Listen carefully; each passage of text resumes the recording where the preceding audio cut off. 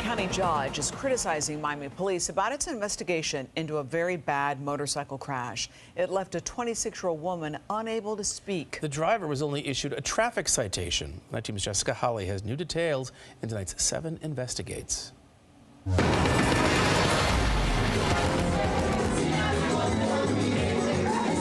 Once outgoing and energetic Marian Sanchez Cuevas was the passenger on this motorcycle that crashed in Coconut Grove on September 24, 2023.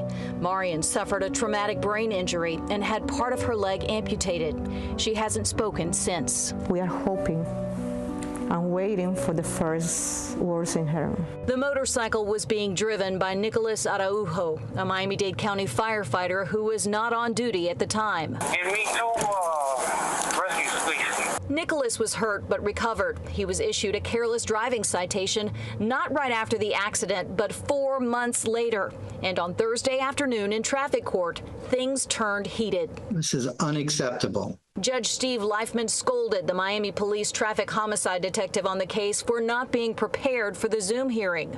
Are you telling me there's no cameras at any computer at the City of Miami Police Department? The motorcycle driver, Nicholas Araujo, did not attend the hearing. An attorney entered a no contest plea on his behalf. He was fined and his license was suspended.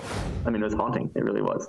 The judge allowed 2 witnesses who said they saw the motorcycle speeding and running a stop sign the chance to speak. I mean, this is the most cut and dry drunk driving thing I've ever seen. That echoes what he told an officer on scene in body camera video 7 Investigates aired in May. If he makes it, he should go to jail for life. If he makes it. The poor girl is, he has to be drunk. In a picture from a tailgate on the day of the crash, both Nicholas and Marian had drinks in their hands. I personally was the one who reached out to everybody that was there that day and gathered the photos and videos of him drinking all day. But investigators never asked for a blood alcohol test. He was never tested at all, supposedly.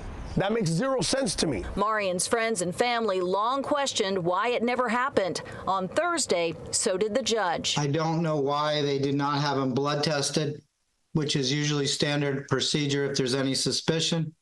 When there's serious bodily injury, it's required by law. So I share your curiosity and frustration. The Miami Police Department has long maintained that there was no physical evidence at the scene to indicate Nicholas was impaired.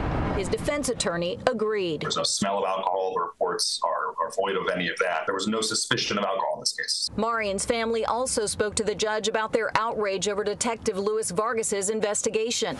I'm sorry, I'm just getting very emotional hearing such a bad job done by this detective. The father tried to call Detective Vargas many times and never received a call back. When I'm listening to this detective say there was nothing there with suspicion of alcohol. This is bull.